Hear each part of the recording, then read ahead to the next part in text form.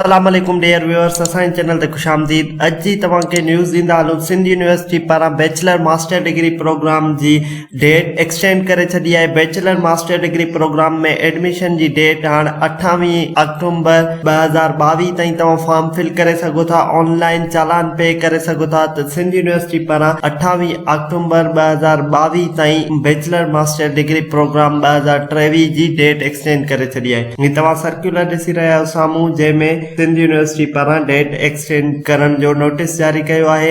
बाक़ी जेके entry taste date हूंदियूं उहे सेम रहंदियूं, संडे 3 अक्टूबर 2022 ऐं संडे 6 नवंबर 2022। जिन्हनि कैंडिडेट्स अप्लाई न कयो हुयो उहे हाणे अप्लाई करे सघनि था 28/10/2022 ताईं। उमीद था कयूं तव्हांखे इंफॉर्मेशन मिली वई हूंदी। सिंध यूनिवर्सिटी पारां जेको आहे बैचलर मास्टर डिग्री प्रोग्राम 2023 जी डेट एक्सटेंड करे छॾी आहे। मज़ीद अहिड़नि इंफॉर्मेटिव वीडियोस जे लाइ असांजे चैनल खे लाइक कयो, सब्सक्राइब कयो, जीअं असांजी ईंदड़ हर नई वीडियो मां ताईं पहुची सघे। अल्लाह हाफ़िज़।